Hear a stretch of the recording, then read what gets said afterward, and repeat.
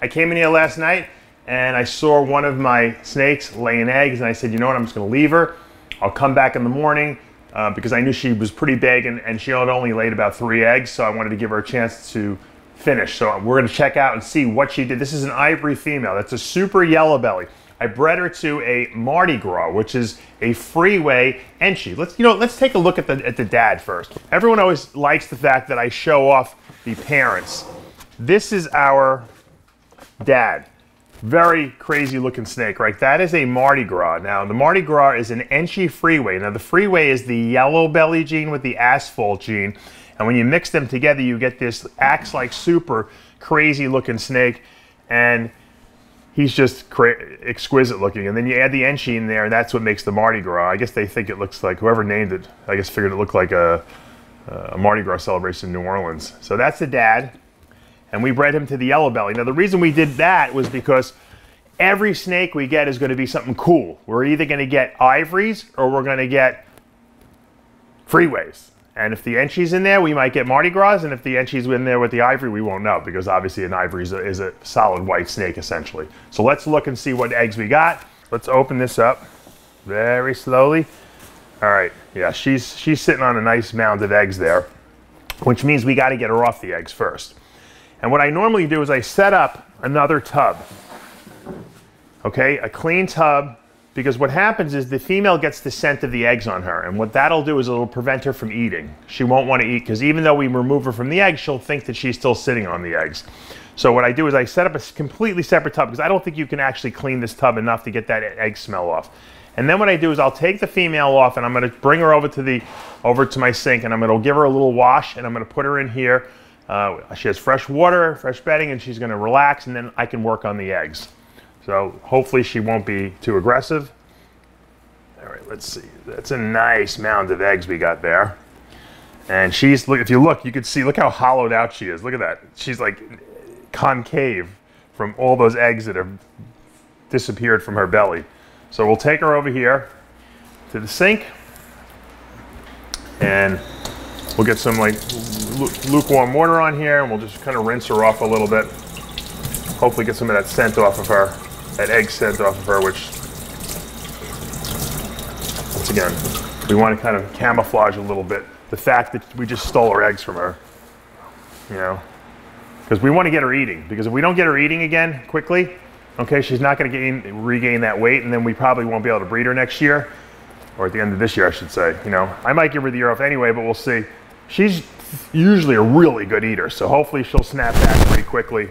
And we're going to put her back in this new tub, which I set up for her. We're going to let her get some rest, because obviously the whole egg laying process has got to be exhausting. She was doing it all night. And then we can get to work on these eggs. Now, what I normally do, I mark all the eggs. I put a dot on top of them, because what happens is we don't want to turn these eggs, because once these eggs set themselves up, there's a little air pocket in the top of the egg, okay?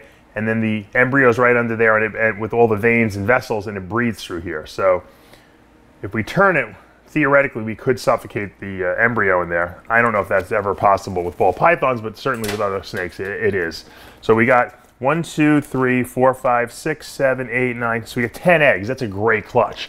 So we're going to get at least 50% probably freeways in this clutch, and half of those will be Mardi Gras. So this is going to be a good clutch, hopefully, assuming everything goes to fruition here.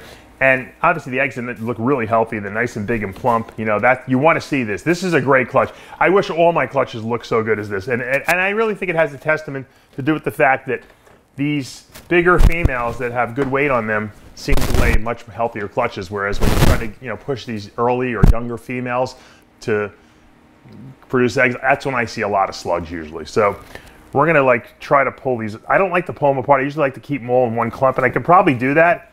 And once again, you've seen me set up my egg box. I put sponges at the bottom with water in them. I put this little grating on top here.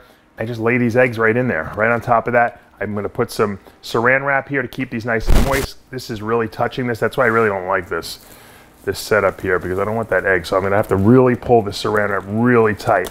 My top on there. Close this up. And then what I have is I prepared my little label for this. And this is basically the number clutch. It's my 12th clutch of the year. This is the Mardi Gras male with the Ivory female. And I put the date I laid it. And this is theoretically when it should hatch. Okay, about 60 days later, give or take. At least I know when these things are close to hatching. And if I have to cut, I don't cut eggs anymore. I let them pip on their own. Once one comes out, I'll cut the other ones if necessary, but I usually don't do it. But if it goes past 60 days, I will cut the eggs. So luckily, most of the ball pythons do pip on their own. And there's 10 eggs here, so I'm sure someone's gonna come out of this egg first. I'll put my little label on here. And then we go into my Sea Serpents incubator here. By the way, my Sea Serpents incubator is full.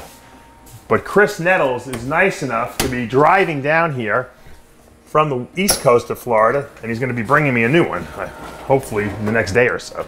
Because we have one more clutch, we're not going to be able to fit it anymore. Okay, perfect. That's called a full incubator, guys. Totally full incubator. There's a couple of clutches in here that I don't know if we're going to make it. There's some that I think they may be slow. Yeah, but I'm just leaving them here just to play it safe. So I probably have a little more room than I really am saying I have. And then I have my backup incubator over there, my little one. So once again, it's always cool to come down here and see a clutch of eggs. This is going to be a good clutch, hopefully. We got 60 days to wait till it hatches, but we have a couple of these that probably within the next 3 weeks will be hatching, and we'll keep you guys updated on all the great stuff coming out of Palumbo's Pythons and Boas. If you liked the video, make sure you hit like, subscribe if you haven't subscribed, tell your friends. I'm Dave Palumbo with another installment of Muscle Serpents University.